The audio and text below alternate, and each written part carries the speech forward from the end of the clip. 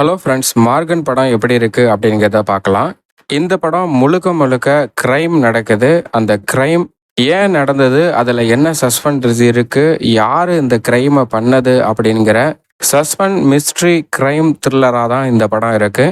கிளைமேக்ஸும் நல்ல ட்விஸ்டாக இருக்கு. ஏன்னா இந்த கிரைமை யார் பண்ணியிருப்பாங்க அப்படின்னு நம்ம கெஸ் பண்ணுறத விட டிஃப்ரெண்ட்டாக இருக்கிற மாதிரி ரொம்பவே நல்லா இருந்தது. இந்த படம் பார்க்கலாமா வேணாமான்னு கேட்டால் கண்டிப்பாக இந்த படத்தை நீங்கள் பார்க்கலாம். உங்களுக்கு சஸ்பென்ஸ் த்ரில்லர் படம் பிடிக்கும் அப்படின்னா டெஃபினட்டாக இந்த படம் வேற லெவலில் இருக்கும். மிஸ் பண்ணாமல் பாருங்கள். இந்த படத்தோடைய கதை என்ன அப்படின்னா, ஒரு கொலை நடக்குது.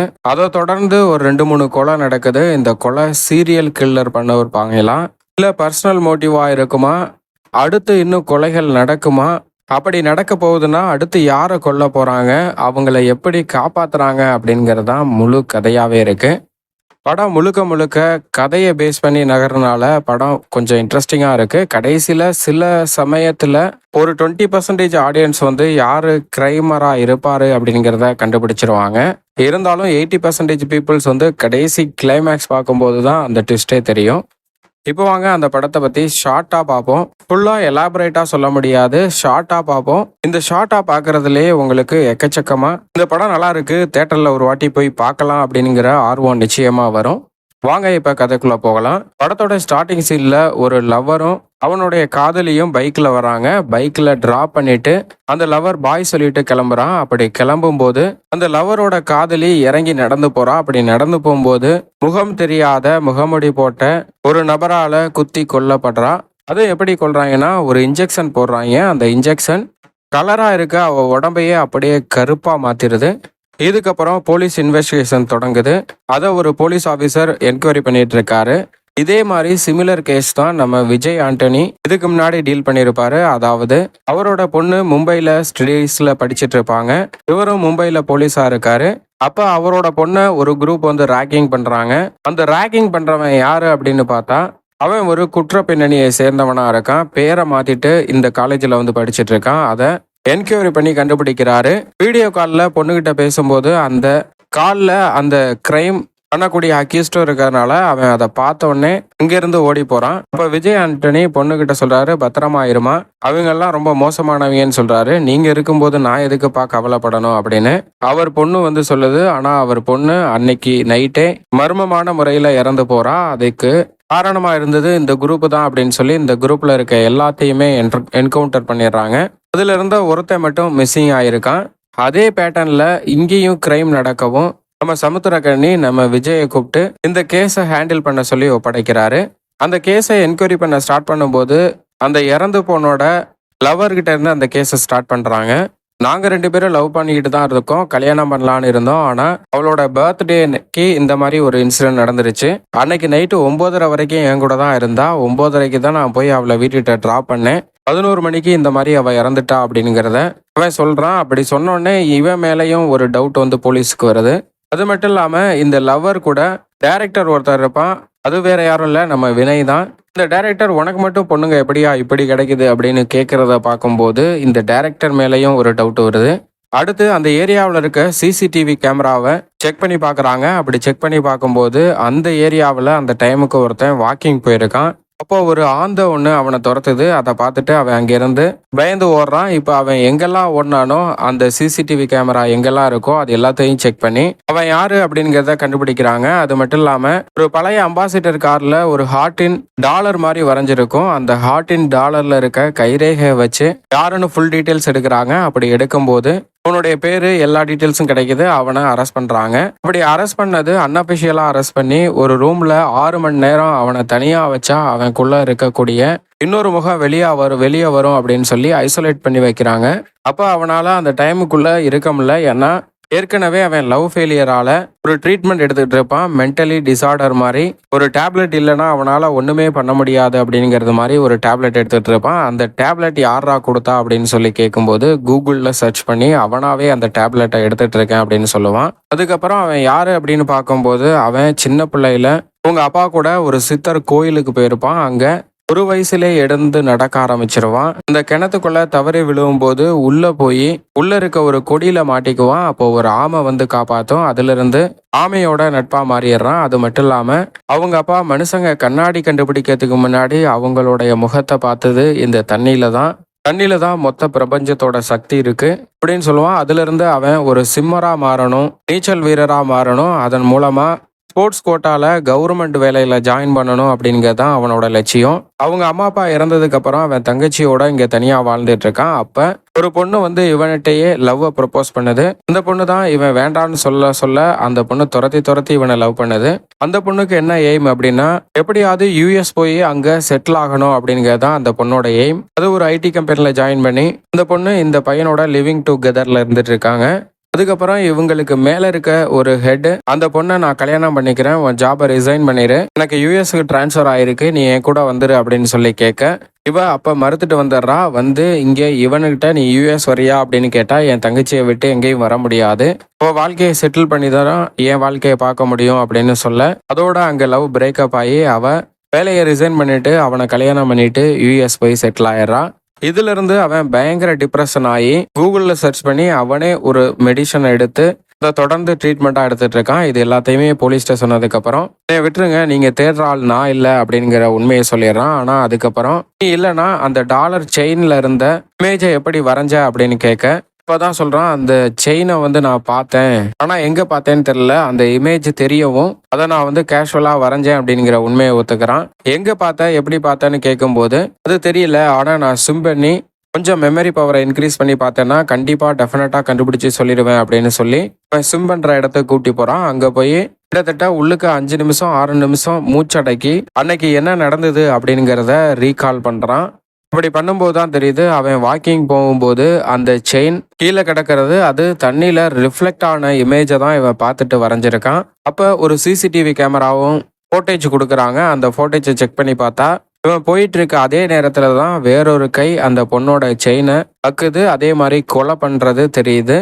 உடனே இவன் இல்லைன்னு சொல்லி இவனை அனுப்பிடுறாங்க. இவன் வீட்டுக்கு வந்து ரெஸ்ட் எடுத்துட்டு இருக்கான். அப்போ போலீஸ் திரும்பவும் அவனை செக் பண்ண என்கொயரி பண்ண வராங்க. அப்படி என்கொயரி பண்ண வரும்போது அவன் தங்கச்சி போலீஸுக்கிட்ட எங்க அம்மாவோடைய ஆசை, எங்க அப்பாவோடைய ஆசை, அவன் எப்படியாவது கவர்மெண்ட் வேலைக்கு போகணும், அதுக்கான வழி கிடைச்சிருக்குன்னா ரொம்ப சந்தோஷம், நீங்க ஹெல்ப் பண்ண போறீங்கன்னு நினைச்சிட்டு அவ பேசுறா. அங்க அவங்க அம்மா கிறிஸ்டினாவும் அப்பா ஹிந்துவாவும் இருக்காங்க. அதுக்கப்புறம் ஒரு பெட்டியில 700-800 வருஷம் பழமையான ஓலைச்சுவடிகளும் இருக்கு. உங்க அப்பா கிட்ட இருந்து அதை படிக்கிறது எப்படின்னு கத்துக்கிட்டு அதை வச்சுதான் அந்த சித்தர்களுடைய மந்திரத்தை அவன் சொல்றான்.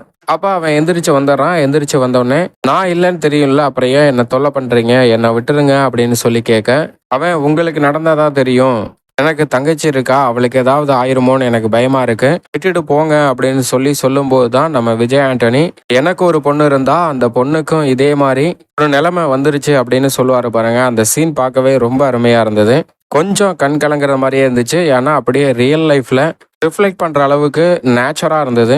பழைய ஃப்ளாஷ்பேக்கை சொன்னதுக்கப்புறம் இவன் ஹெல்ப் பண்ணுறேன்னு சொல்லி போலீஸுக்கு ஹெல்ப் பண்ண வரான். அப்படி ஹெல்ப் பண்ண வரும்போது ஃபயர் ஸ்டேஷனுக்கு கூட்டி போகிறாங்க. அங்கே மெரைன் ட்ரைனிங் எடுக்கிற எல்லா எக்யூப்மெண்ட்டும் பக்காவாக இருக்கும். நார்மல் வாட்டரை விட இது சீ வாட்டர் அப்படிங்கிறனால இங்கே டென்சிட்டி கொஞ்சம் கம்மியாக இருக்கும். எவ்வளோ நேரம் தாக்கு பிடிப்பா அப்படின்னு கேட்க 8 நிமிஷம் வரைக்கும் தாக்கு பிடிப்பேன் அப்படின்னு சொல்கிறான். உடனே உள்ளே குதிச்சு இன்னைக்கு என்ன நடந்தது அப்படிங்கிறத திரும்பவும் ரீகால் பண்ணுறான். அப்போ அந்த கில்லர் அந்த பொண்ணை கொன்னுட்டு ஒரு குப்பை தொட்டியில் போட்டுட்டு அதுக்கப்புறம் கார்ல அவன் வீட்டுக்கு போயிட்டு இருக்கான். அப்படி போயிட்டு இருக்க வழியில என்னென்ன இருக்கு, இந்த வீடு எங்க இருக்கு அப்படிங்கிற எல்லாத்தையுமே பாக்குறான். கடைசியில அந்த வீட்டு படிக்கட்டுக்கு மேல ஏறி மேல போலான்னு பார்த்தா அங்க இருந்த ஆந்த அவனை பயமுறுத்தவும் அங்கிருந்து அவன் வெளியே வர்றான். அப்படி வெளியே வந்ததுக்கு அப்புறம் என்ன நடந்தது அப்படிங்கிறத சொல்றான். இந்த சீன்ஸ் எல்லாமே கொஞ்சம் அப்நார்மலா இருக்கும். ஏன்னா அவன் தண்ணிக்குள்ள பண்றது எல்லாமே அப்படியே வாட்டர் பவரை யூஸ் பண்ணி ரியல் லைஃப்ல அக்வா மேன் பின்னாடி வந்தா எப்படி இருக்கும் அது மாதிரி இருக்கும்.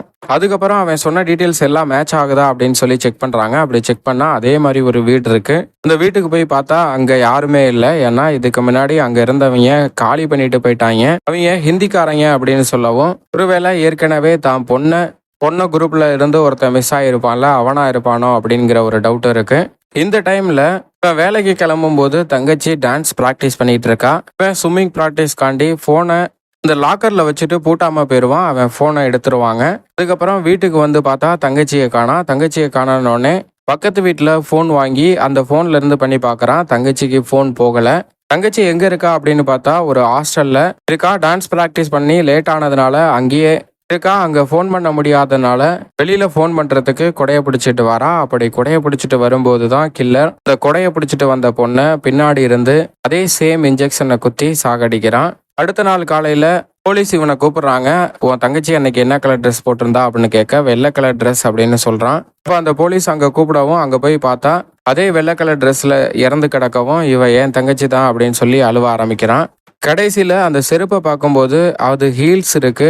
ஆனா என் தங்கச்சி ஹீல்ஸ் போட மாட்டா, அப்ப இது என் தங்கச்சி இல்லை அப்படிங்கிறத கண்டுபிடிக்கிறான். அப்பதான் ஒரு போலீஸ்கார் வந்து ஒரு போட்டோவை காட்டுறாரு. அதாவது என்னன்னா, ஏற்கனவே செத்து போன பொண்ணும் இன்னைக்கு தான் என்னுடைய ஹாப்பியஸ்ட் டே அப்படின்னு சொல்லி ஒரு போஸ்ட் போட்டிருப்பா. இப்போ செத்ததுக்கு அப்புறம் இன்னைக்கு தான் என்னுடைய ஒஸ்ட் டே அப்படின்னு சொல்லி ஒரு போஸ்ட் போடுவா. இதே மாதிரி சிமிலர் இந்த டாக்டரோடைய போஸ்டும் பிஃபோர் ஆஃப்டர் அப்படின்னு சொல்லி சாகரத்துக்கு முன்னாடி சாகரத்துக்கு அப்புறம் எப்படி இருக்கு அப்படிங்கிற போஸ்ட் வருது. இந்த டைம்ல அவன் தங்கச்சி வீட்டுக்கு வந்துட்டா அப்படிங்கிற கால் வரவும் வீட்டுக்கு வந்து பார்த்தா அவன் தங்கச்சி அங்க இருக்கா. சாரின்னு உன்கிட்ட சொல்லாம போயிட்டேன், டான்ஸ் பிராக்டிஸ் லேட் ஆகவும் அங்கேயே தங்க வேண்டிய சுச்சுவேஷன் வந்துருச்சு, அதனாலதான் அங்கேயே தங்கிட்டேன் அப்படின்னு சொல்றா. அதுக்கப்புறம் போலீஸ் வந்து உங்க தங்கச்சிக்கு ஒன்றும் ஆகல, சேஃப்டியா தானே இருக்கா அப்படின்னு கேட்க சேஃப்டியாக தான் இருக்கா அப்படின்னுங்கிறத சொல்கிறான். என் தங்கச்சி ரொம்ப பாவமாக இருக்கு அந்த பொண்ணை பார்க்க அப்படின்னு சொல்ல நான் பக்கத்திலேயே பார்த்தேன், எனக்கு ரொம்ப பாவமாக இருக்கு அப்படின்னு சொல்லிட்டு அந்த போலீஸ்கிட்ட வந்து நான் திரும்ப ஏதாவது ட்ரை பண்ணி அந்த கில்லரை கண்டுபிடிக்கவா அப்படின்னு சொல்லி கேட்குறான். வேணாப்பா, சாருக்கு தெரியாமல் எதுவும் பண்ண வேணாம் அப்படின்னு சொல்லிட்டு அந்த போலீஸ் அங்கிருந்து போயிடுறாரு. அதுக்கப்புறம் இவனே யாருக்கும் தெரியாமல் ஸ்விம்மிங் பூலுக்கு வந்துட்டு திரும்பவும் இன்னைக்கு நடந்த அதே இடத்துல இருந்து கண்டினியூ பண்ண ஆரம்பிக்கிறான். அந்த ஆந்தைக்கு பயந்து போகாம ஆந்தையை விரட்டி விட்டு அங்க உள்ள என்ன நடக்குது அப்படிங்கிறத பாக்குறான். அப்படி பார்க்கும்போது இதுக்கு முன்னாடி கொன்ன பொண்ணுங்களுடைய போட்டோவை வச்சு கிறுக்கிருக்கான் ஃபர்ஸ்ட். அடுத்து கொன்ன போட்டோவை கிறுக்கிறான். அடுத்து மூணாவதா ஒரு பொண்ணு போட்டோவை கிறுக்கிருக்கான். நாலாவதா ஒரு இமேஜ் புக்கா இருக்கு, அந்த புக்கில் இருக்க போட்டோவையும் கிறுக்கிறான். இதெல்லாம் இவன் ஃபுல்லாவே அப்சர்வ் பண்ணிக்கிறான். அதுக்கப்புறம் இவனுக்கு நேராவே அவன் அந்த ஃபேஸ் மாஸ்கை கலட்டுறான். ஆனா அப்போதைக்கு இவனுக்கு மயக்கம் வந்துடுது. இவனால அந்த ரொம்ப நேரமா அங்க தாக்கு பிடிக்க முடியல, உடனே மிதக்க ஆரம்பிச்சிடறான். அங்க இருந்த செக்யூரிட்டி அவனை ஹாஸ்பிட்டல்ல சேர்க்கிறாங்க. போலீஸுக்கும் தகவல் கொடுத்துறாங்க. டாக்டர் செக் பண்ணிட்டு 48 ஹவர்ஸ்க்குள்ள நினைவு திரும்பினா ஓகே, இல்லாட்டினா கோமாவுக்கு போயிடுவாங்க அப்படிங்கிறத சொல்றான். அவன் தங்கச்சியும் அவன் பக்கத்துல உட்காந்துருக்கா. அடுத்த நாள் தான் ஸ்விம்மிங் காம்படிஷன் நடக்கும். அந்த காம்படிஷன்ல ஜெயிச்சாதான் ஸ்போர்ட்ஸ் கோட்டால கவர்மெண்ட் வேலை கிடைக்கும். அப்படி இருக்கும்போது அவன் இப்போ உடம்பு சரியில்லாம படுத்திருக்கான். திடீர்னு பார்த்தா காலையில 5 மணிக்கு எந்திரிச்சு நேரா அந்த ஸ்போர்ட்ஸ் ஸ்விம்மிங் காம்படிஷன் நடக்கிற இடத்துக்கு போறான். அங்க போய் இந்த ஸ்விம்மிங் காம்படிஷன்ல கலந்துக்கிறான். கலந்தது மட்டும் இல்லாம அந்த இடத்துல ஃபர்ஸ்ட் ப்ரைஸாவும் வின் பண்ணிடுறான். அந்த இடத்துக்கு விஜய் ஆண்டனியும் வந்து பாராட்டு தெரிவிக்கிறாரு. அதை தொடர்ந்து விஜய் ஆண்டனியை கூட்டிட்டு போய் அவன் என்ன இமேஜ் பார்த்தானோ அந்த இமேஜை அப்படியே வரைஞ்சு காட்டுறான். அந்த இமேஜை வரைஞ்சு காட்டினோடனே அந்த இமேஜில் இருக்க பொண்ணு என்னன்னா ஃபர்ஸ்ட் கருப்பா இருக்கும், அதை ட்ரீட்மெண்ட் பண்ணி கலரா மாத்திருப்பாங்க. அதுதான் அந்த இமேஜ். உடனே இந்த இமேஜ் வந்த ஆர்டிக்கல் புக் எடுத்து அந்த ஆர்டிக்கல் புக்கில் இருந்த பொண்ணு யாரு அப்படிங்கிறத ட்ரேஸ் அவுட் பண்றாங்க. அந்த பொண்ணு தான் படத்தோட ஸ்டார்டிங்ல கொல்ல போறாங்க, சாக போறா அப்படிங்கிற பொண்ணு. இப்போ அவளுக்கே தெரியாம அவளை போலீஸ் வந்து வாட்ச் பண்ணிட்டு இருக்காங்க. அவ ஆக்சுவலா ரொம்ப கருப்பா இருக்கா, ஒரு மெடிக்கல் ஷாப்ல வேலை பார்க்கறா. இங்க வேலை பார்க்கும்போது ஃபர்ஸ்ட் இறந்தாள்ல ஒருத்தி, அவளுடைய லவர் மெடிக்கல் ஷாப்புக்கு போறான். அவன் போட்டோகிராஃபர் அப்படிங்கறனால அவளை போட்டோ பிடிக்கிறான். நீங்க ரொம்பவே அழகா இருக்கீங்க அப்படிங்கறது மாதிரி சொல்ல அவளும் ஒரு கட்டத்துல இவனை லவ் பண்ண ஆரம்பிச்சிடறா. அப்ப இவனுக்கு தெரிஞ்ச ஒரு டைரக்டர் மூலம் படம் வாய்ப்பு வாங்கி கொடுக்குறான். அப்படி வாங்கி கொடுத்ததுல ஒரு ஷார்ட் பிலிம் நடிக்கிறா. அந்த ஷார்ட் பிலிம்ல அவ ரொம்பவே நல்லா ஃபேமஸ் ஆயிடுறான். ஷார்ட் பிலிமை தொடர்ந்து ஒரு படம் அவளுக்கு சான்ஸ் கொடுக்குறேன்னு சொல்லி ஒரு டைரக்டர் சொல்லியிருப்பான்.